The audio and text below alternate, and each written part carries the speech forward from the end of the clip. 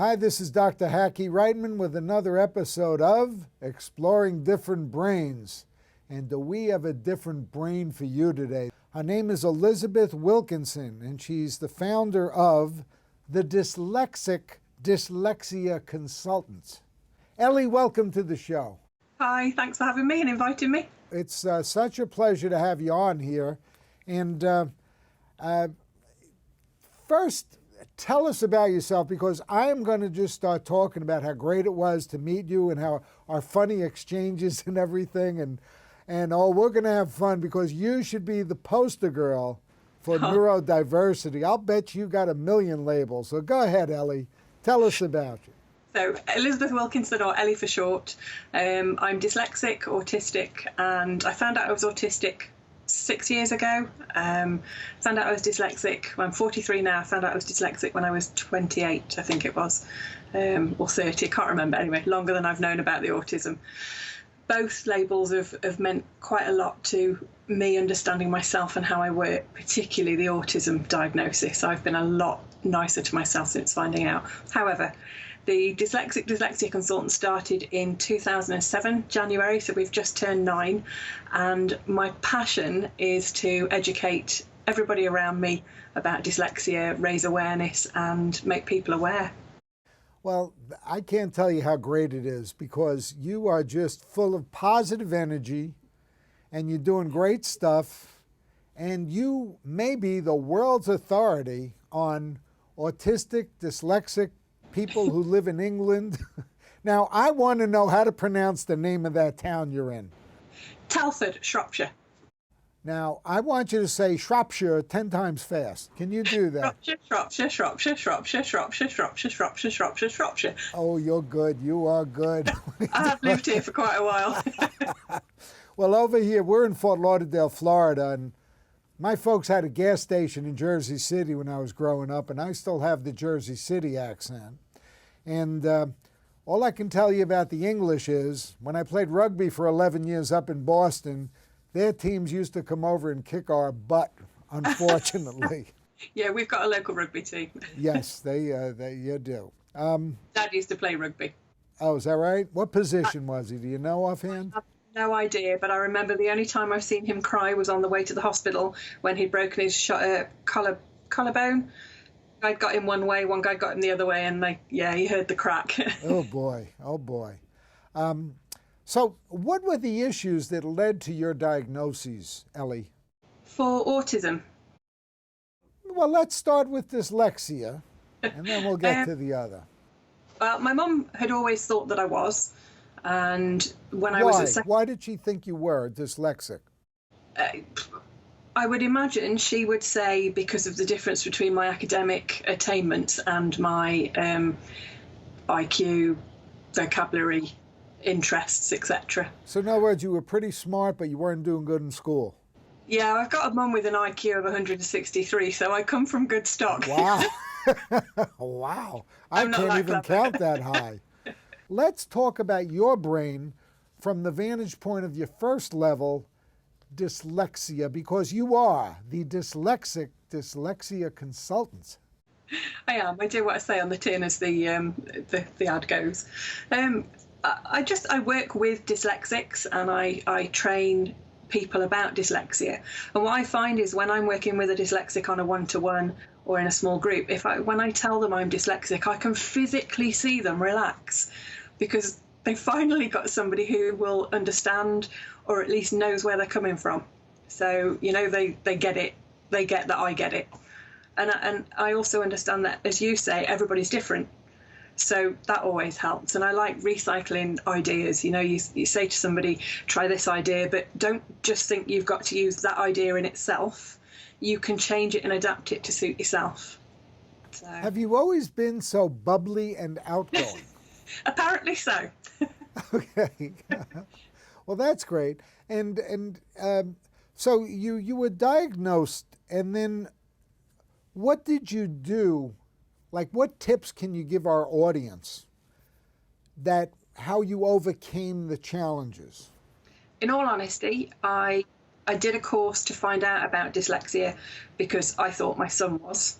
And from there, everything made sense. I knew the answers to questions, I understood the topics, I was getting good grades for my assignments because I understood the subject. So I personally had done a lot of research, I'd done a lot of reading around dyslexia, and I came across a book by Dr. Tilly Mortimer, who is my idol, I have to say, when it comes to dyslexia.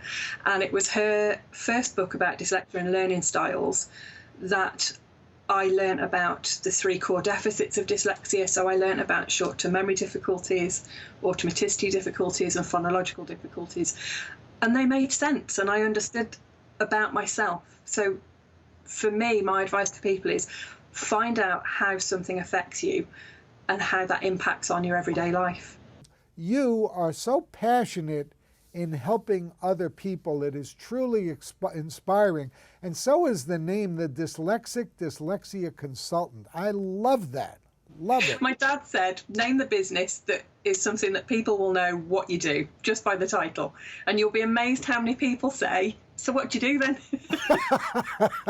So really? Read it again. Very cool. Now, something many in our audience would like to know, because we're actually meeting people from all over the world and all over the United States, but explain to our audience, what do you perceive to be a big difference, if any, with neurodiversity in England and neurodiversity in the United States? Based on what I see on Twitter, Facebook, and a few interactions, is that, and I don't know if this is true or not, I'm wondering if we're a little bit more advanced on provision in the UK, because it seems to be you're fighting a lot with the states to get it recognised in schools. Well, it's kind of getting recognized, but it's very discouraging that our political system is just kind of cutting back on things. And there's a bunch of new rules that have come up, which frankly I don't understand. And I was just at a meeting at one of our universities here trying to understand it, and I still don't. But it's not accepted generally that, look, all of our brains are different. Let's stop one size fits all. Let's give people the help they need to be productive and to do all these good things. And what's the political situation over there? We've had cuts to funding, the same as yourself, and we have a pot of funding over here called Access to Work for adults that are working. So if you're labelled as disabled, which of course over here dyslexia, autism is all under that label, you can access funding to help you keep you in work for different software support and things like that. The trouble is, every time something like this is successful, they change the way it works. So just as you get used to, you make a phone call, you see somebody, that's the process. And of course for autism, that's an issue if they change the process halfway through. So there's a lot of funding cuts. Sorry, I'm going off on a tangent now, I've just realised. So the situation is there's a lot of funding cuts, and I don't know that we have the Equality Act 2010, and employers, schools, education establishments are supposed to make reasonable adjustments. However, a parent's idea of a reasonable adjustment and an employer's idea of a reasonable adjustment are different to school's ideas or an employee's ideas. So it's a case of working together and trying to find the most cost-effective ways to support people. What made you to decide to dedicate your life to helping others with dyslexia and spreading awareness and giving them tools to use and everything?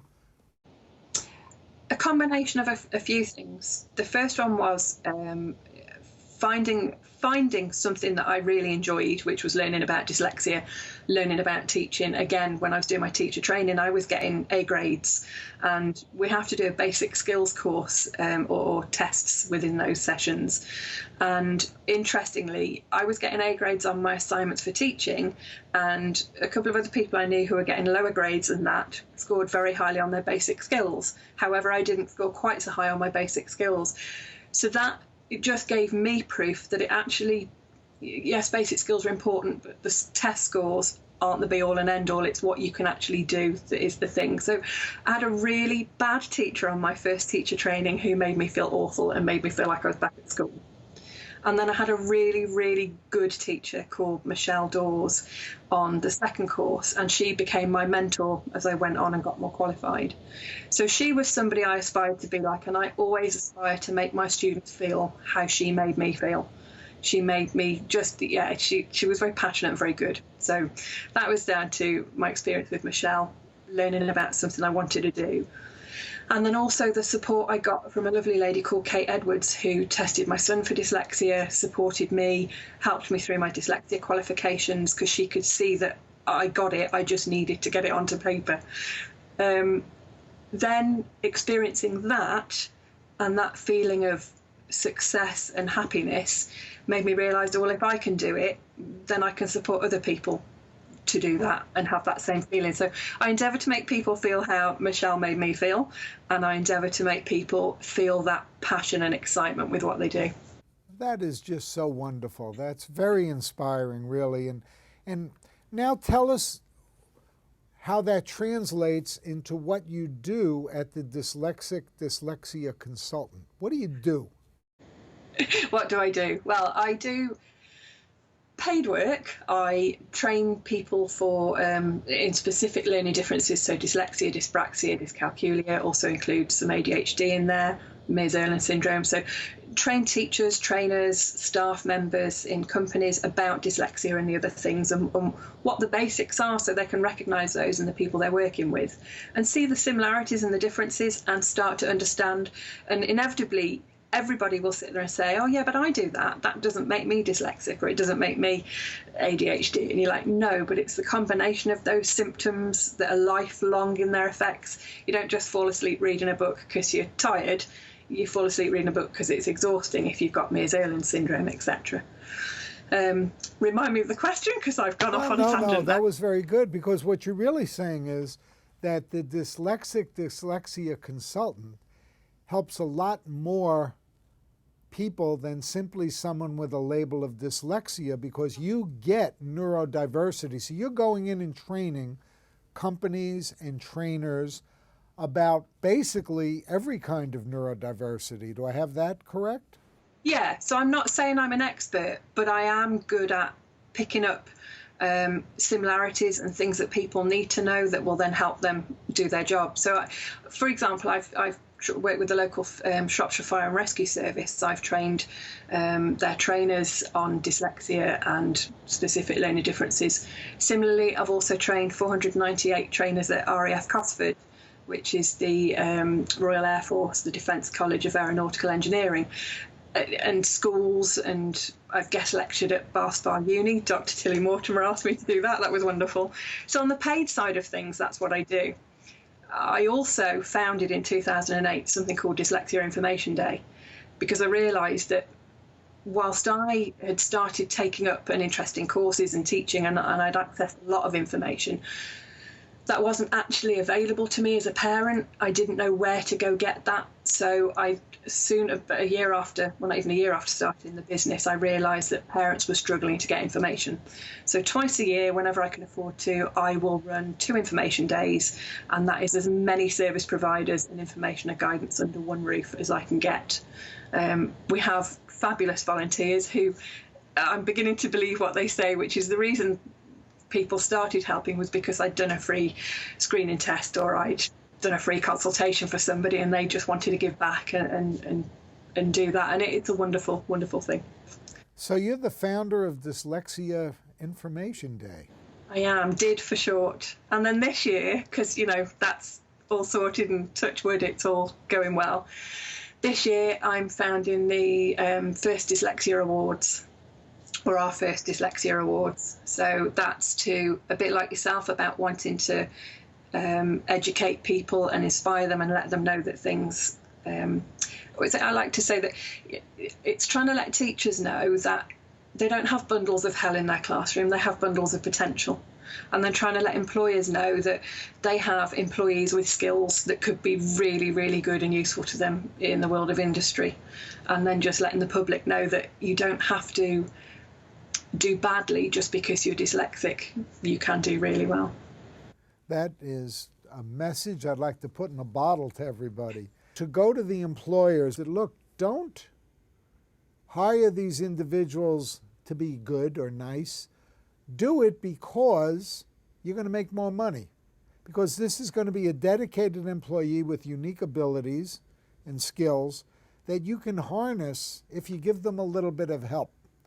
And you don't, they need a little bit of accommodation. They need something. We all need something. Everybody's a little bit different.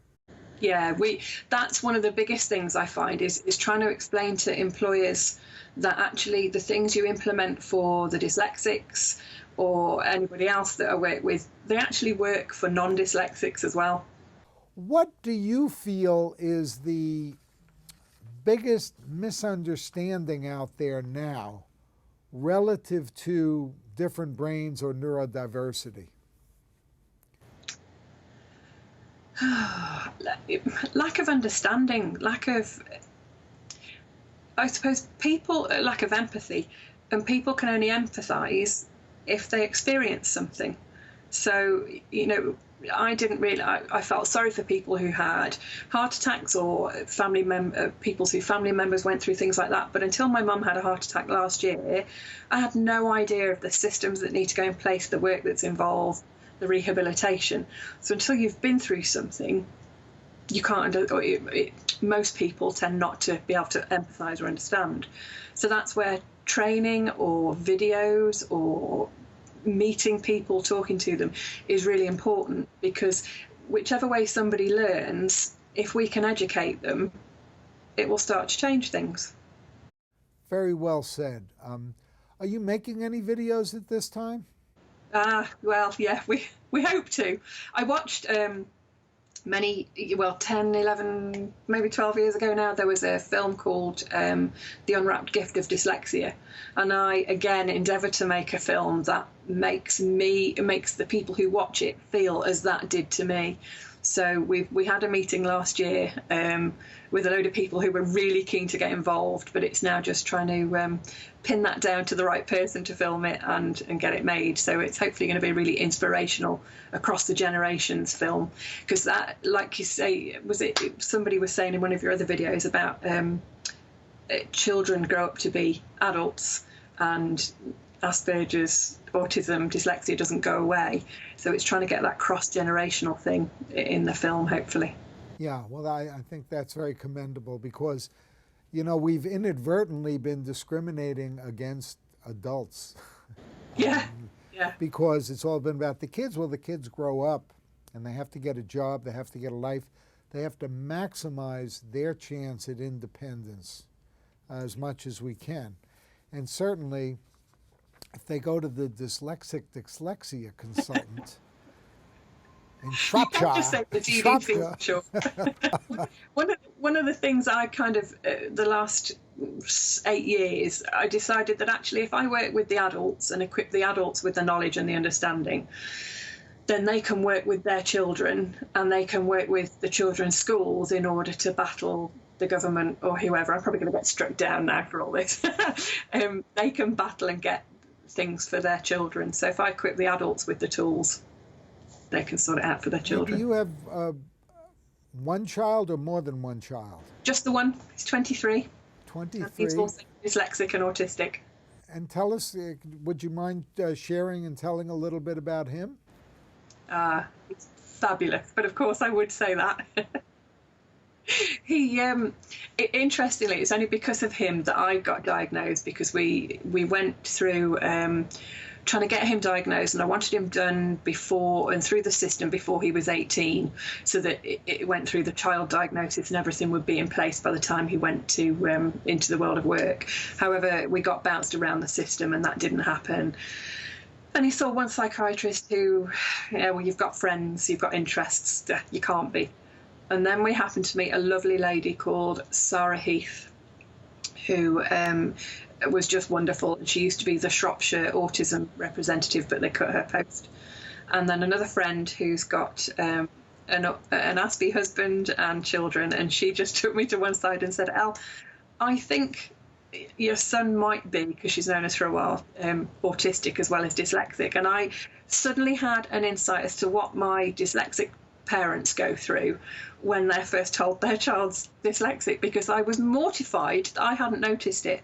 So again, I did lots of research and found out about what that meant. He got bounced around the system. We didn't get him diagnosed, but then we bumped into Sarah Heath, who's founded Autonomy here, because her son's autistic. And he basically said to me after seeing the first guy, I'm not doing this anymore. You've got to go first, because it'd always be if I could explain things to him, he'd be fine doing anything. So I kind of went, okay then, I'll go first. And did. And it has been the most revolutionary diagnosis, really, because I'm now not so hard on myself. Like doing this with you today, I make sure I've got nothing else on until tomorrow afternoon, because I'm going to be absolutely exhausted. I can already feel my head to cave in, because it's new, and I'm very excited to talk to you and honoured, if I'm honest. But as you understand, it's new and exhausting. I understand, and I hear from my daughter Rebecca, because like I was just lucky enough to be included to give a couple of workshops at Lynn University Transitions a couple of weeks ago. And they all want to see my daughter Rebecca, who has spoken in public a few times. But she said, Dad, it's just totally draining and exhausting. She's going for her master's in applied psychology. She's tutoring kids with Asperger's. And, she goes, I don't want to do that. We'll do it. She said, why don't you read your own book and do it in chunks, chunk it. And I'll go to the small thing you're doing at a library, and then you can go to the big thing with 600 people. You can gradually get there. And I'm learning so many things like that are just trying to get people comfortable doing what they're doing, and trying to relieve the anxiety. Like at our office, we try to get everybody doing what they like doing and enjoy doing, and they're good at doing or want to be good at doing. So it works out pretty well. What's your son's name? Max. Not that he'll thank me for saying that. Uh-oh. Well, I won't say it. That's okay. He won't mind. Okay. And he's 23, and he's doing pretty good. He's fabulous, as you said. Say again? You said he's fabulous. He is absolutely fabulous. I think he would be, and I've always thought this, he spots holes in the market. I think any company that trains him up on every section within their business and then can put him anywhere to check where there's faults in the system, he'd be awesome. So the company that realises he's got that potential will have struck on a gold mine. Well, but, what do I know? I'm just his mother. Well, this company recognizes that. How do we get in touch with him? Well, contact me afterwards. I'll give you his contact details. Okay, all right. That'll be great. How do people get in touch with you if they need to get in touch with you? I'm sure we have the listeners to our podcast and the viewers of our video cast and the readers of the transcript we'll be making of this and the other people who are going to now become aware of you. How do they get in touch with you? Either on Twitter. So it's Ellie the DDC at Twitter. And I've seen you do this on other videos. So I did this. Not that it's any good for your podcast people, and that's really messed the lighting up, hasn't it? Okay, I'll leave it there. Hold it up again. Let's see. www.theddc.org.uk. That's the one. Okay, all right. That's my main website. I think we've covered a lot of ground here. I got a couple of more questions, though, okay? Can I just say something? Because your book has been a bit revolutionary for me, a bit like Dr. Tilly Mortimer's book was for the dyslexia. So as I know you're aware, I haven't finished the book yet. I am on page 133, but I read it chapter at a time and I digest it, because I not only digest it for myself as somebody with autism, but I also digest it as a mum of a son with autism, and also the daughter of, I think, 2 autistic parents, or certainly Aspie parents.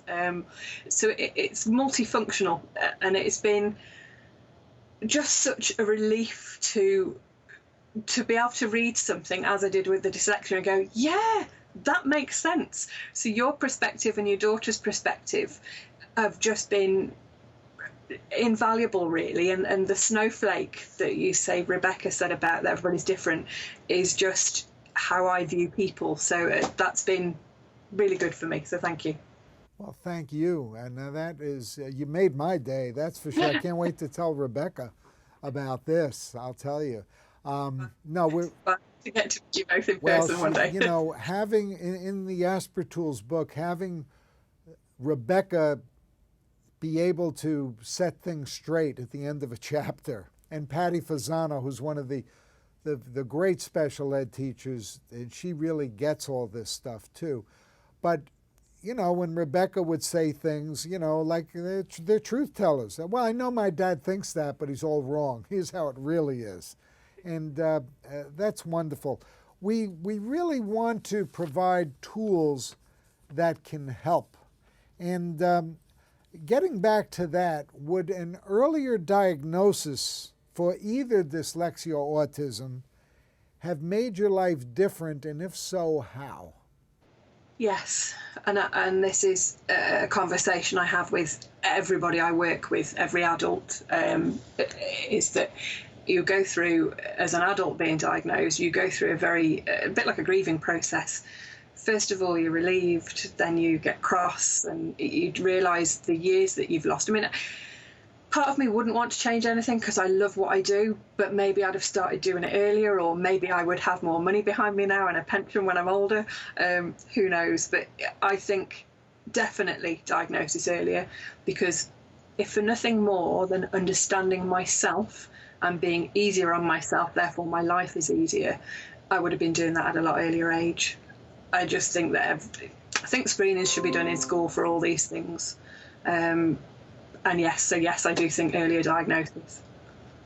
I think it would save a lot of mental health issues as well.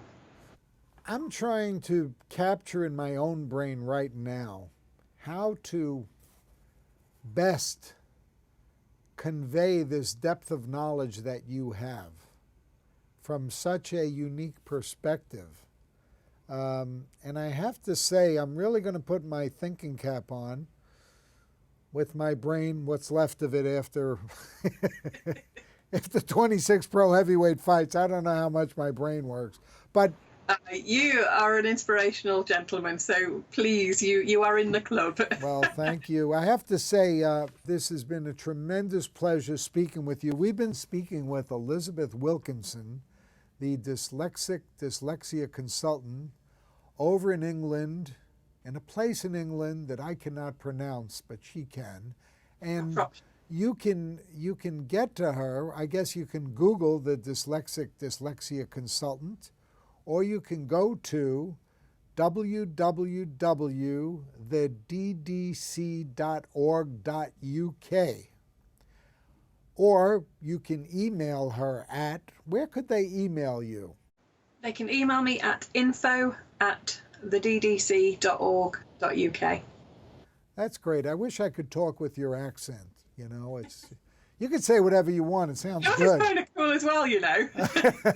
Yeah, except whatever I say sounds bad. Whatever you say sounds good. No, it doesn't. Whatever you say sounds really positive and encouraging and lovely. I'll tell you what, meeting people like you is just, it makes my day. I just feel so lucky to be meeting, and I'm finding more and more upbeat, positive people going after this. And that's what I'm trying to do, and that's what we're all trying to do at differentbrains.com, is to get everyone to be nice to each other and positive, and try to stay away from that stuff that goes on. That's good. You're good. We need people that do what you're doing. I think it's brilliant. Well, thank you very much. Well, I can't tell you how great it is to meet you. Elizabeth Wilkinson from over in England, the Dyslexic Dyslexia Consultant. And that concludes another episode of Exploring Different Brains. Thank you so much, Ellie. Thank you. It's been a pleasure. Thank you very much. We've been speaking with Elizabeth Wilkinson, the Dyslexic Dyslexia Consultant. For more information, visit us at differentbrains.com.